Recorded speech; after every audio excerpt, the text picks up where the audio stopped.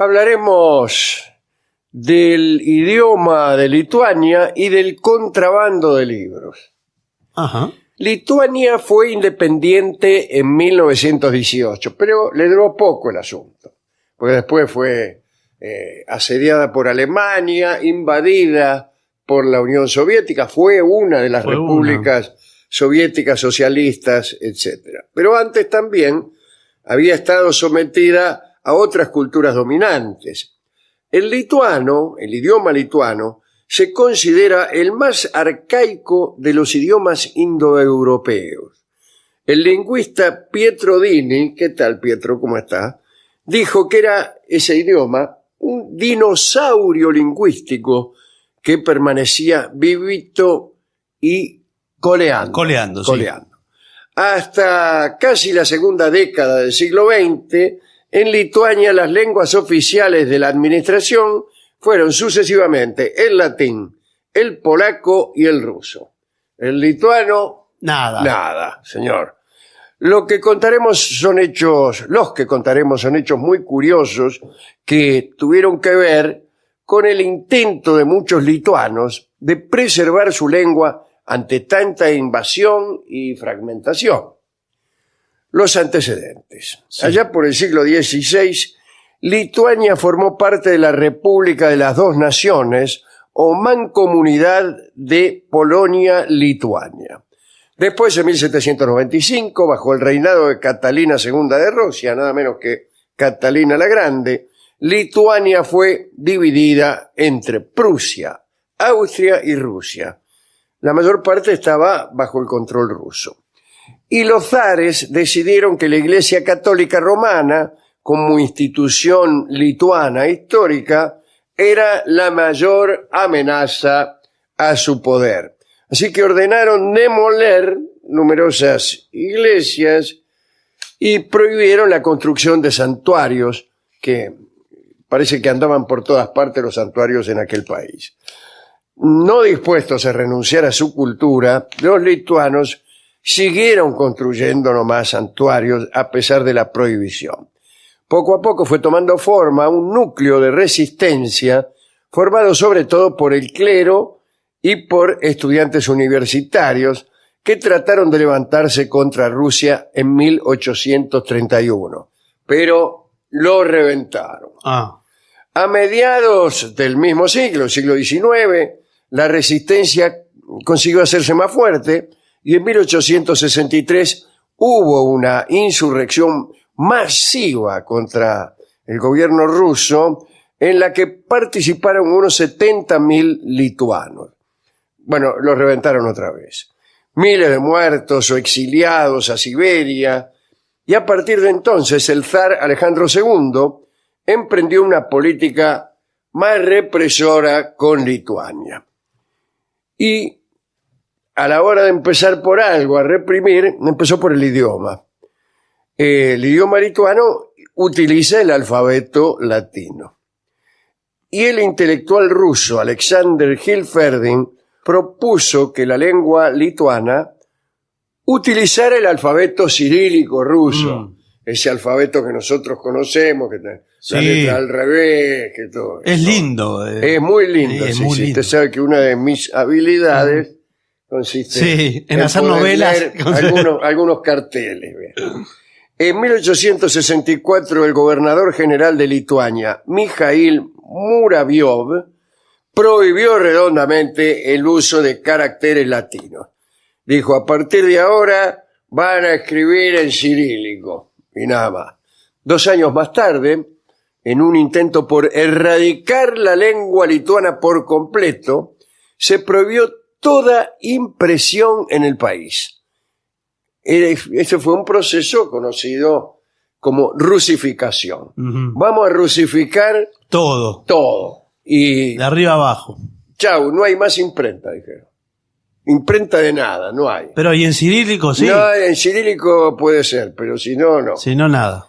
Los niños lituanos debían asistir a las escuelas estatales rusas, donde aprendían el alfabeto cirílico, cirílico, es de Cirilo, ¿no?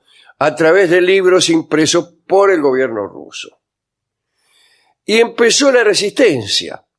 Comenzaron a surgir lituanos dispuestos a defender y a difundir su escritura. Como publicar libros en el país estaba prohibido, ningún libro podía publicar, ni cirílico ni nada. De nada. Nada, señor. Muchos lituanos comenzaron a imprimirlos en el extranjero y a meterlo de contrabando dentro de su propio país. Así aparecieron los primeros Nignesiai, portadores de libros. Así de fácil es el... Los Nignesiai, que eran los tipos, los camellos. Los que llevaban contrabandeaban claro. libros. Que en un intento por salvar su idioma, traspasaban la frontera con libros que después difundían ilegalmente por toda Lituania. Se llamaban a sí mismos contrabandistas de la lituanidad. Sí. ¿Qué tal? ¿Cuál es su profesión? Soy contrabandista de la lituanidad. Lituanidad contra la rusificación. Así es. Sí. Algunos los lituanizo y a otros los rusifico. En un principio estos muchachos trabajaron de modo individual. Se vestían como mendigos, llevaban los libros escondidos en sacos de queso. No, No. en bolsa de queso. Claro, sí. ¿Cómo va a tener un saco de queso un tipo? Imagínense, lo deja de guardarropa, se lo comen Claro. los ratones. Los tenían escondidos en bolsa de queso, entre los huevos. ¿Qué?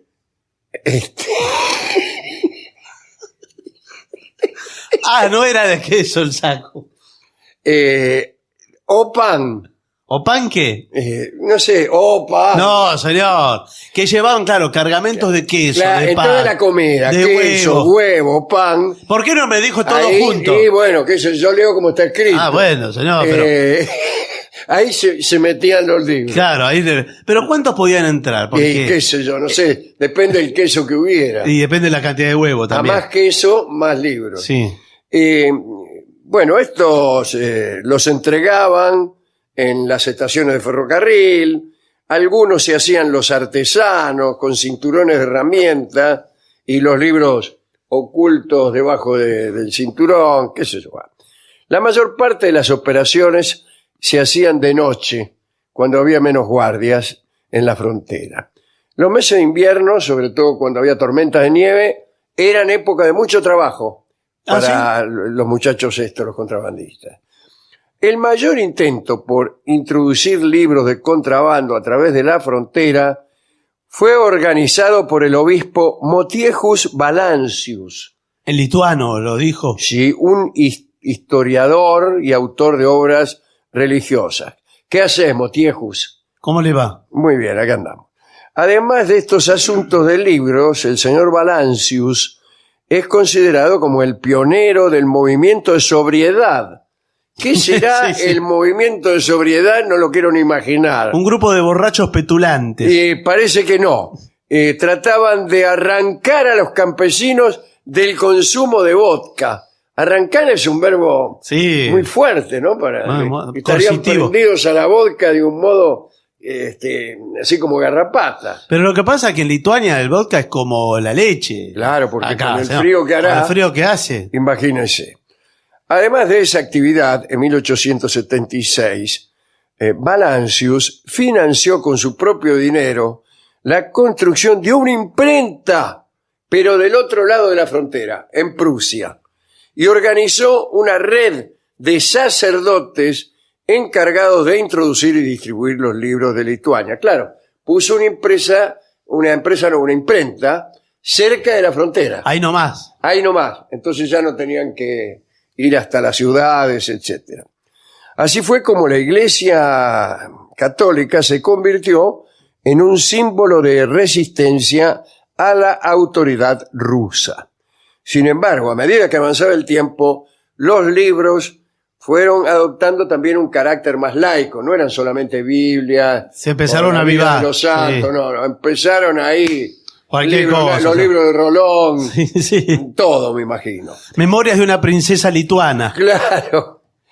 Al principio solo eran reimpresiones latinas de textos religiosos, como acabo de decir, pero al mismo tiempo que la operación iba creciendo, también lo hacían las ambiciones del Valancius, que llegó a encargar también trabajos originales, revistas almanaques en caracteres latinos, con la esperanza de preservar la historia y la cultura de Lituania.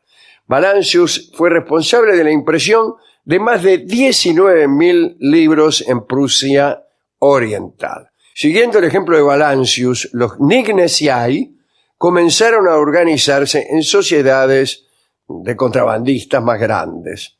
Tenemos los nombres de las sociedades de contrabandistas. ¿Quién se lo dio? de ¿La Lituania. policía rusa? Sí, la Estrella de la Mañana, el Estímulo, Sí. el Renacimiento, el Brote, la Verdad, la Compulsión, el Rayo de Luz. Parecen panaderías. Sí, le iba a decir, parece panadería. Va, me gusta una panadería que se llame La Compulsión, ¿eh? Sí, sí. Sí.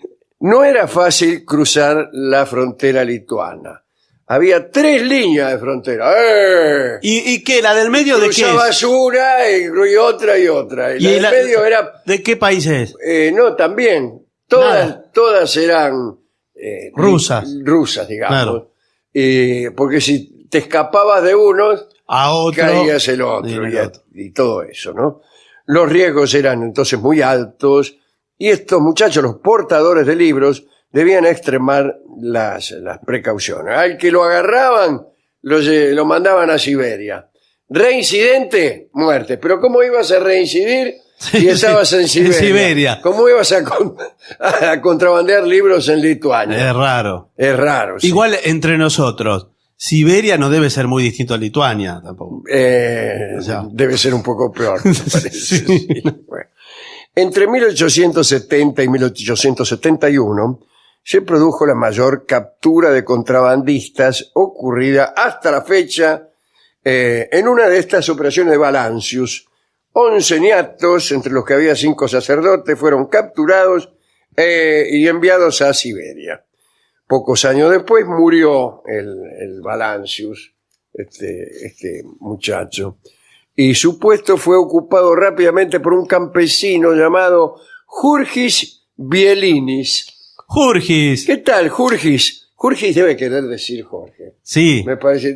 Le digo porque yo tengo una intuición para los idiomas. Sí, facilidad. Sí, tengo facilidad. Jurgis Dorius Sí. podría ser. En 1885 Bielinis creó la sociedad de los Garsbiai Knignesiai.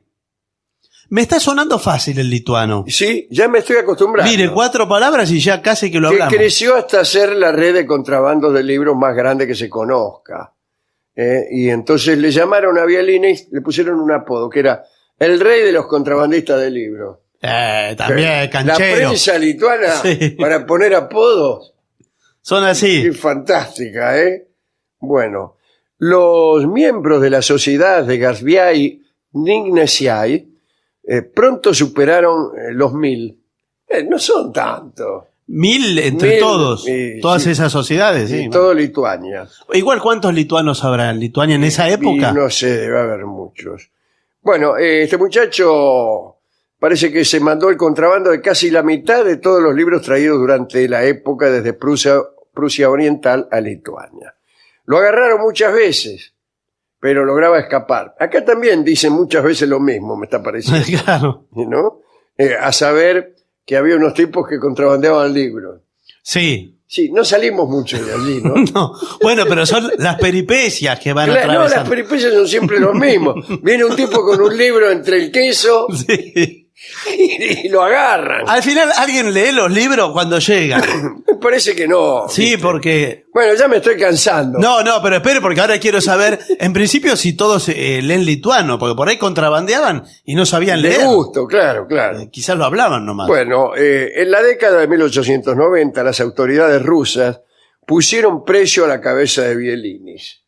Quiere decir que lo andaban buscando para matarlo. A pesar de ser un fugitivo, a principios del siglo XX Bielinis consiguió crear su propio periódico. Mirá, un periódico en un país donde está prohibida la imprenta. El Águila Blanca se llamaba, que imprimía en una de las pocas imprentas activas de Lituania, parece que ya alguna habían puesto. Poco después se crearon en Lituania escuelas secretas. Eso es raro, ¿eh? Es raro, qué difícil ratearse, hacerse agarrar en una escuela Me secreta. ratea la secreta, dice. Donde se enseñaba a los niños su idioma utilizando libros ilegales y para evitar las sospechas al mismo tiempo iban a las escuelas estatales dependientes de Rusia. Es decir, a la mañana iban a la legal y a la tarde a la ilegal.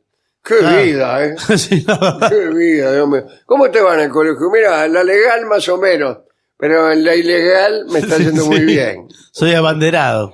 Bien, el gobierno ruso comenzó a recibir muchas solicitudes pidiendo que pusiera fin a aquella prohibición, incluso de figuras internacionales. ¿Vio cómo son las figuras internacionales? Sí, los del rock, todos Sí, eso. todos esos tipos, o el Dalai Lama. Claro, total, ¿qué le cuesta? Claro, ¿qué le cuesta? Señor zar de Rusia, dice, por favor, dice, sáquele las prohibiciones a Lituania y ya está. Y ya está. Y laburan de eso los tipos. Sí, igual el Dalai Lama con los chinos no le va bien así No, tampoco. no, en realidad no.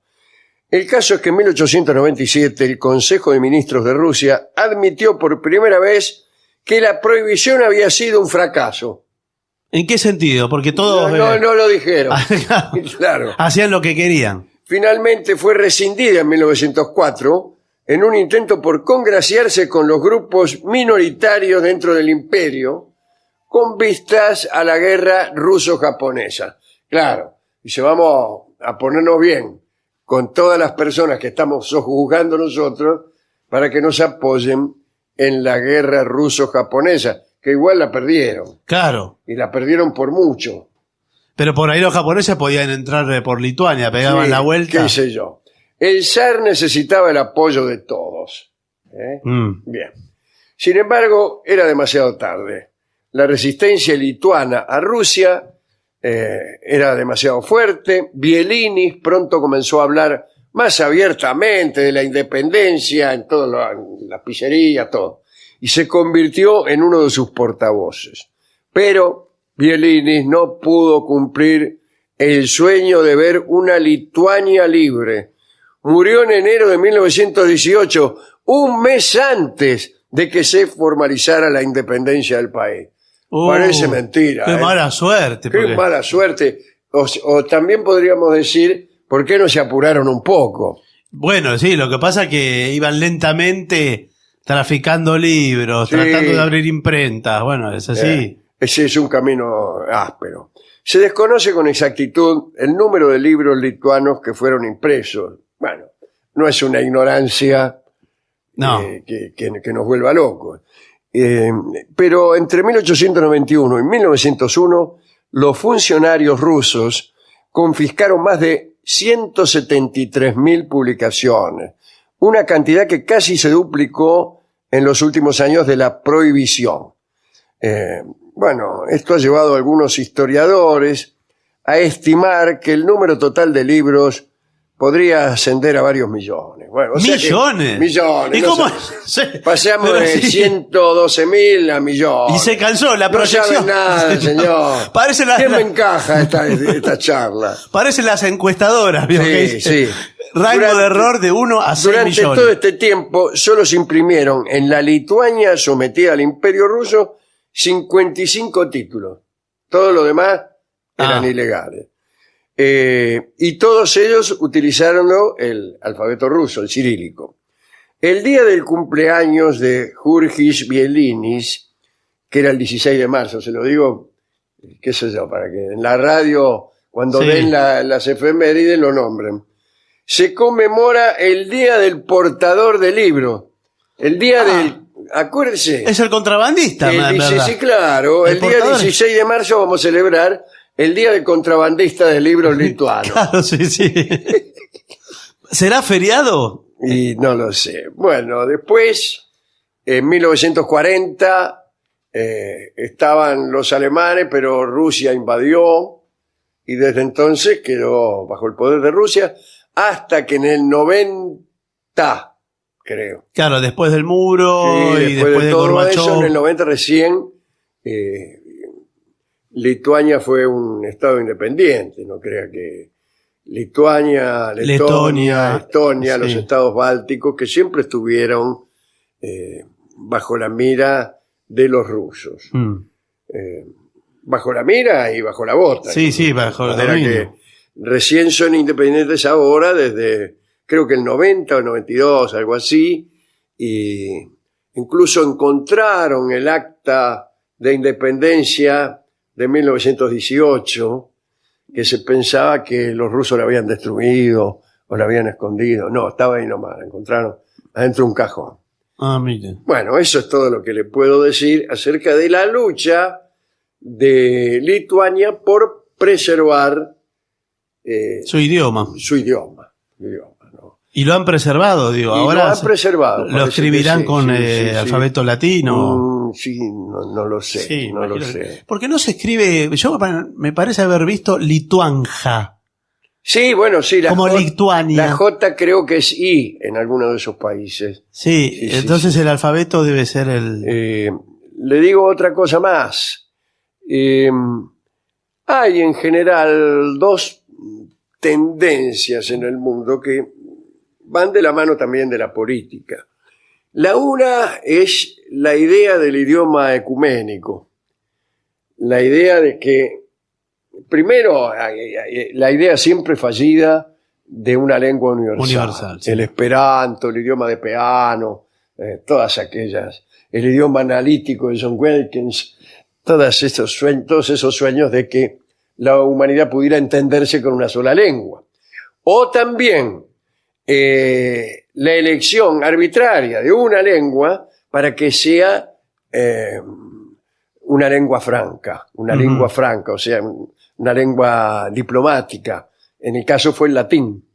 Y hoy, de hecho, está el inglés, En inglés. que también opera como una lengua franca, y hay otros idiomas, uno de ellos es precisamente el castellano, que también tienen una gran fuerza, una gran penetración, y se busca a través de esos idiomas conseguir un entendimiento universal. Pero eso por un lado. Por el otro, hay una celosa y pertinaz preservación de las lenguas propias, muchas de ellas habladas por no muchas personas, y que casi diríamos que es el movimiento opuesto a este deseo ecuménico de hablar toda la misma lengua. Se considera que la lengua es uno de los rasgos distintivos de los pueblos, y entonces se hace mucha fuerza por no quedar uno pintado del mismo color con que se pinta el mundo durante este fenómeno que se llama globalización, ¿no? Así que por un lado, para luchar contra lo global, se preserva el propio idioma, y por el otro, para buscar una forma de entendimiento universal, se renuncia a ello. ¿Con qué podemos ilustrar esta charla de tipos que contrabandeaban libros lituanos? Es una de las cosas que menos debe rendir el contrabando de libros lituanos. Debe ser, Por ejemplo, acá en la poco sustentable. Argentina no tendría sentido. Bueno, sí, hay una comunidad lituana en Argentina. Sí, pero a nadie les impide que lean lo que quieran. Claro. Pero no se pueden ir a comprar los libros. Usted va al supermercado que venden... Y no hay. Los libros de lituanos. Rolón traducidos al lituano no están. No están. Y nosotros nos sentimos... Buenas, ¿qué tal? ¿Cómo le va? Soy el jefe de la comunidad lituana, me llamo Jurgis. Ah, ¿qué tal, Jurgis? Y no podemos comprar los libros de Rolón. ¿Cómo es posible? Que no tenemos derecho los lituanos tampoco a curarnos de nuestras enfermedades. Bueno, sí, bueno, señor, lo que pasa es que lo tiene que leer en castellano, porque... Bueno, he ahí una forma de discriminación. Vamos a escuchar la siguiente canción. Se trata de un tema que hace mención justamente al imperialismo ruso ¿Ah, sí? y al dominio ruso en Lituania. La canta Lelutier y se llama Oiga, Doña Ya. Es muy breve.